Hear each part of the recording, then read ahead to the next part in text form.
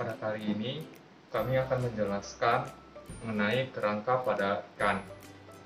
Secara umum, berdasarkan penyusun tulangnya, ikan itu dibedakan menjadi dua kelompok. Yang pertama, ikan Elasmobrancii atau ikan yang tulangnya itu merupakan tulang rawan, dan yang kedua adalah ikan Velostei atau ikan yang tulang-tulangnya itu terosifikasi secara sempurna. Yang akan saya jelaskan di sini adalah kelompok ikan Velostei. Berikut adalah preparat dari ikan barakuda. Sama seperti ruminansia ataupun hewan lain, ikan terdiri dari kerangka aksial dan kerangka apendikularis. Kerangka aksialnya itu dimulai dari kranium atau tulang tengkorak, terus vertebrae atau tulang belakang, dan yang ketiga adalah costae atau ribs. Oke, pertama kita akan mulai dari kranium. Di bagian kranialnya itu ada premaxilla. Di sini ada frontal. Setelah frontal itu ada occipital. Di bagian sini itu ada supraoccipital.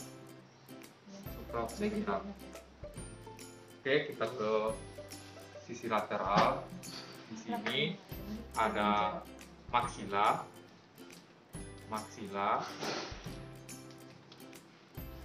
Oke, di bagian sentralnya, bagian paling sentral ini ada denterium yang merupakan tempat melekatnya dari gigi ikan.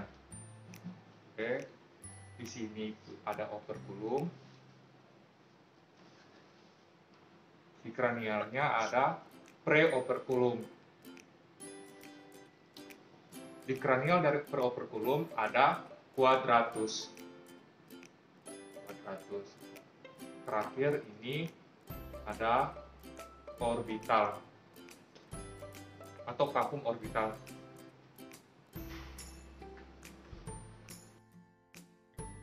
Action. Pada ikan terdapat beberapa tipe gigi.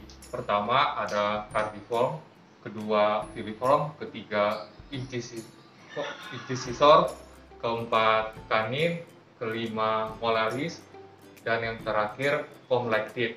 Yang terlihat pada preparat ini seperti ini. Ini adalah bentuk gigi cardiform. Ini adalah bentuk gigi cardiform. Sedangkan pada bagian atasnya, seperti yang terlihat di sini, ini adalah bentuk gigi comlected. Jadi giginya berbentuk seperti sisir.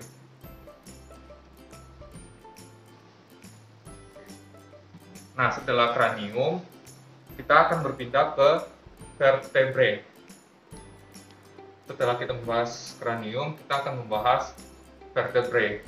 Sama seperti ruminansia dan hewan lain, vertebrae itu ada yang dinamakan atau disebut dengan processus spinosus.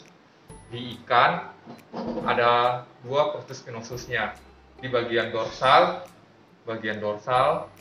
itu dinamakan neural spine, yang di dalamnya itu, di dalam neural spine ini berisi kanal neural yang merupakan saluran lewatnya nervus atau saraf. Sedangkan di bagian ventralnya itu disebut hemal spine, yang di dalamnya ini terdapat kanal hemal yang merupakan saluran lewatnya sirkulasi darah seperti arteri ataupun vena. Nah, di bagian ini disebut ventral ribs. Karena perperatnya sudah lama, jadi ventral ribs-nya tidak terlalu kelihatan, tapi harusnya di sini ada ventral ribs seperti ini. Di sini hanya terlihat beberapa bagian saja.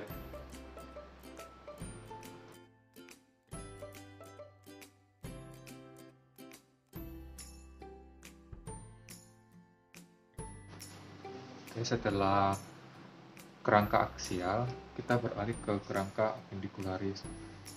Pada hewan pisces atau ikan, kerangka apendikularisnya termodifikasi menjadi sirip atau fin. Oke, pertama ini ada pectoral fin. Yang kedua ada pelvic fin. Di sini ada anal fin. Di sini ada caudal fin. Dan di sini adalah dorsal fin yang terbagi menjadi dua. Bagian ini dinamakan posterior dorsal fin atau soft dorsal fin. Sedangkan yang ini dinamakan anterior dorsal fin atau spiny dorsal fin. Nah, di bagian medial dari fin ini atau sirip-sirip ini terdapat yang namanya pterygoids. Oke, setelah kerangka apendikularis, kita akan ke sistem integumen. Ikan tersusun atau sistem integumennya terdiri dari sisik atau scale. Pada beberapa ikan, secara umum, scale pada ikan itu ada 4 jenis. Ada yang sphenoid, cycloid, ganoid, dan plazoid. Sedangkan pada ekor juga, itu di setiap ikan berbeda, seperti yang terdapat pada gambar berikut.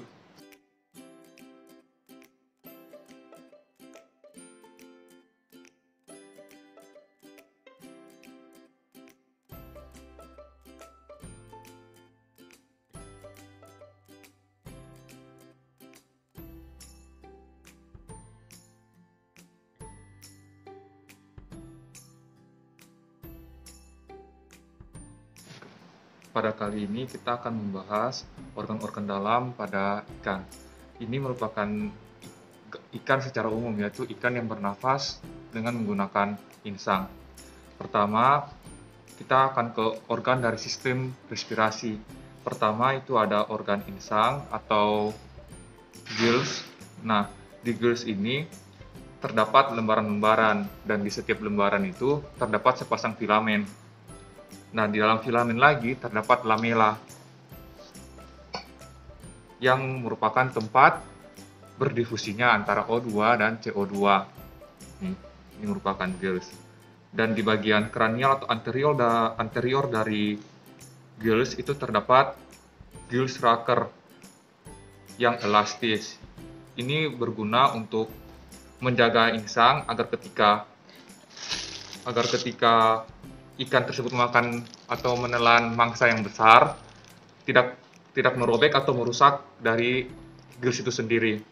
Oke, di bagian caudal dari gills atau insang itu terdapat jantung atau cor. Nah, jantung pada ikan itu hanya terdiri dari 2 ruang, yaitu ventricle dan atrium. Yang terlihat di sini ini adalah ventrikelnya, atriumnya berada di kranial atau anterior. Nah,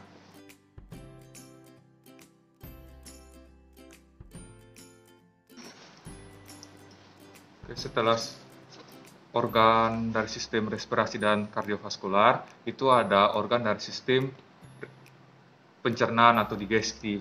Pertama di sini ada stomach atau lambung atau gaster. Selanjutnya itu ada intestine. Ini yang putih-putih semuanya intestine.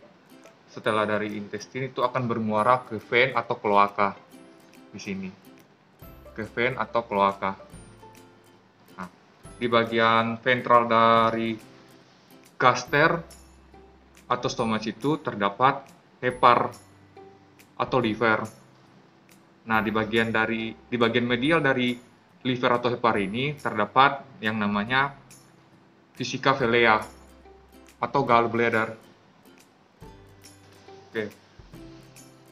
Setelah organ digesti, di sini ada organ dari sistem urinaria. Ini.